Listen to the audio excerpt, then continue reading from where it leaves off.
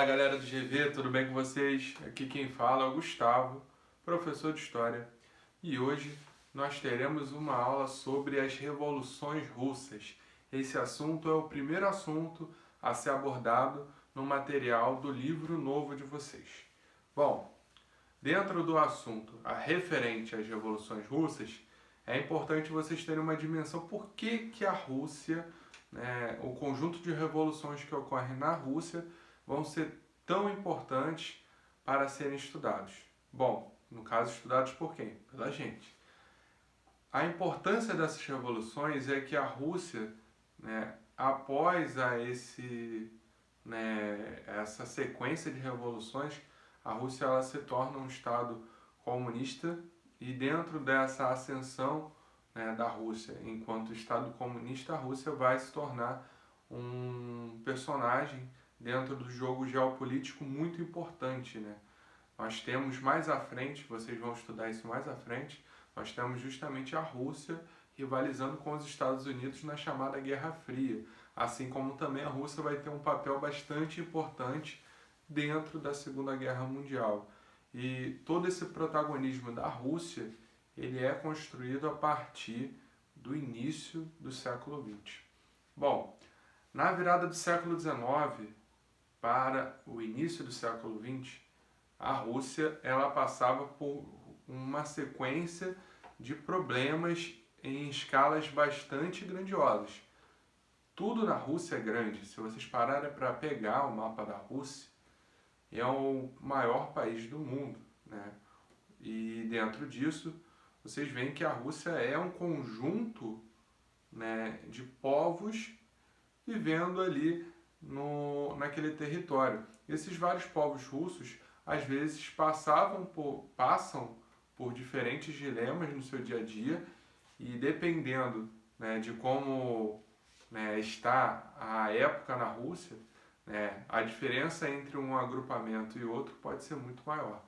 Bom, dentro da virada do século XIX para o século XX, como eu ia falando, a Rússia ainda vivia sobre o regime dos czares, que é uma espécie de monarquia, se assemelha um pouco à monarquia, ao império, onde o poder desse czar, o poder desse monarca russo, ele vai ser absoluto até aquele momento. Ou seja, não existia um congresso, não existia uma constituição, as ordens do czar elas eram extremamente poderosas, elas eram incontestáveis. Dentro disso, os czares russos tinham também, dentro da questão religiosa, o catolicismo ortodoxo, que pregava uma vida extremamente conservadora para os russos. Dentro do que eu ia falando para vocês, se vocês pegarem o mapa da Rússia, vocês vão ver que as cidades com mais desenvolvimento, a área com mais desenvolvimento, é a área mais próxima da Europa, onde estão cidades como a cidade de Moscou. Dentro dessas cidades ali próximas ao eixo europeu, existia um grande desenvolvimento industrial nessas cidades.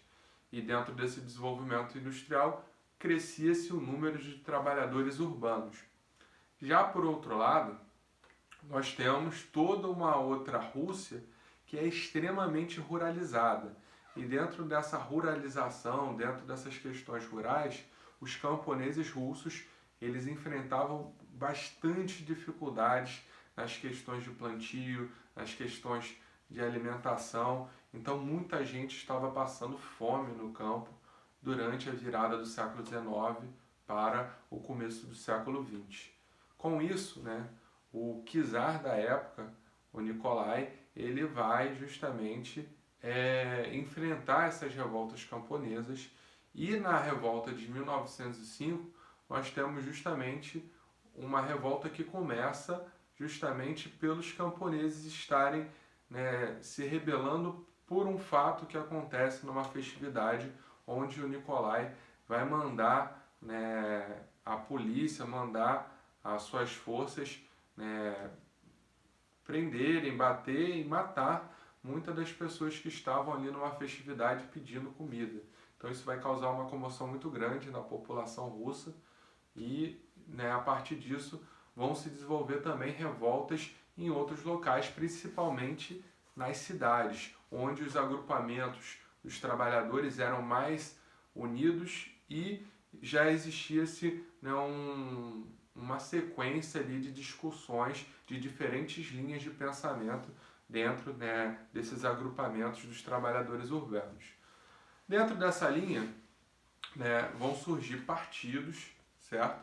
E esses partidos, esses grupos políticos vão ter, como eu já falei, linhas diferentes. Os mais importantes para a gente estudar são os mencheviques e os bolcheviques. Bom, os bolcheviques, eles são uma ala mais ligada às ideias de Marx, do comunismo, e tinham uma linha de pensamento voltada para uma transformação da Rússia, né, de 360 graus. Né? A Rússia, ela era uma monarquia onde a parte rural vivia em condições quase feudais e a parte, né, das cidades, das indústrias, era aquele capitalismo bem, né, agressivo com os trabalhadores. Né? Os trabalhadores não tinham direitos, passavam, né, por vários problemas. Então, a transformação que esse grupo dos bolcheviques queria era a implementação do comunismo na Rússia. Esse comunismo ele visava o quê? Na ideia, no campo das ideias, visava, né, uma igualdade na questão, né, da produção, na questão, né, do posicionamento das pessoas na sociedade, os direitos, deveres e por aí vai. Bom, dentro disso existiam também os mencheviques. Os mencheviques, eles queriam também uma transformação na Rússia, mas eles pensavam mais em transformar a Rússia numa república democrática dentro de um regime, né, próximo ao capitalismo. Então, eles não visavam essa transformação, né, da Rússia, né, czarista numa Rússia comunista. Eles queriam somente a implementação de uma república. Bom, após essas movimentações que vão surgir a partir da revolta de 1905, vai ser inaugurado na Rússia, né, após a pressão desses agrupamentos, vai ser inaugurado na Rússia um parlamento, certo? O czar vai aceitar, né, essas revoltas e vai existir um parlamento. Porém, esse parlamento ele vai ser muito pouco eficaz, eles não vão ter direito à voz, inclusive durante, né, toda a Primeira Guerra Mundial, vários setores, né, da Rússia, da sociedade russa, queriam que a Rússia saísse da guerra, já que a Rússia vinha sendo atacada tanto pela frente oriental, pelo Japão, como também vinha sendo atacada pela Alemanha. E, né, em paralelo à guerra existia ainda a questão da fome, da miséria, e mesmo assim, mesmo com vários setores da sociedade pedindo para que a Rússia saísse da guerra, o czar ele não vai se retirar da Primeira Guerra Mundial. Com um parlamento pouco ativo, com a Rússia em plena Primeira Guerra Mundial, com problemas de miséria e fome, vai se instalar, né, o cenário propício para as próximas revoluções. Em 1917, nós temos o primeiro passo das revoluções do ano de 1917, que são as revoluções de fevereiro. Elas vão ser iniciadas, né, por trabalhadores urbanos, inclusive muitos deles mulheres, e dentro, né, das revoltas e das manifestações dos trabalhadores urbanos no mês de fevereiro, o czar ele vai ser retirado do poder e vai ser estabelecido, né, um momento ali, né, provisório de governo, onde os mencheviques estariam à frente do poder, preparando o terreno para, né, o estabelecimento de uma constituição e a criação de uma república. Porém, ao final do ano, quase chegando no final do ano, né, no mês de outubro, nós vamos ter, né, a ala mais, né, radical, né, a ala dos bolcheviques, querendo, né, promover transformações maiores no sistema de poder, né, no sistema de poder que seria feito a partir daquelas revoluções. E, né, um agrupamento bolchevique, chefiado por Trotsky e Lenin, vão tomar o poder, né, retirando os mencheviques do poder. Na sequência também, a família dos czares que estavam, né, presos vai ser, né, assassinada, e após isso os bolcheviques tomam o poder para si, inaugurando um processo de construção de uma Rússia comunista. Bom, dentro desse processo de construção da Rússia comunista, o principal expoente vai ser o Vladimir Lenin. E o Lenin, ele pouco a pouco vai fazer medidas ali para conseguir controlar, né, os problemas, as bombas que a Rússia tinha no primeiro momento.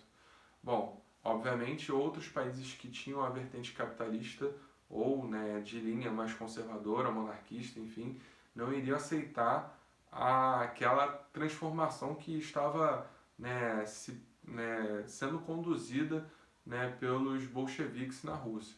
Então vai haver uma reação por parte de países vizinhos, inclusive vão ser enviadas, né, tropas por parte ali da Dinamarca, da Noruega, né, os chamados blancos vão estar fazendo verdadeiros ataques, né, frente às forças bolcheviques, e nos primeiros anos, né, de formação do socialismo enquanto, né, política de Estado na Rússia, nós vamos ter ali uma guerra entre esses bolcheviques e o ataque desses blancos que vinham do norte da Europa. Então, essa primeira fase vai ser conhecida como socialismo de guerra. E na sequência do socialismo de guerra, aí sim vai ser implementado uma política de propaganda do socialismo para, enfim, consolidar as ideias do socialismo na Rússia e expandir isso para outros locais do mundo. E aí entra, né, uma nova pegada na Rússia que a gente vai abordar mais à frente durante as nossas aulas aí, né, sobre, né, a construção, né, dos regimes durante os anos 30 na Europa e o deflagrar, né, da Segunda Guerra Mundial. Espero que vocês tenham entendido e até a próxima, galera!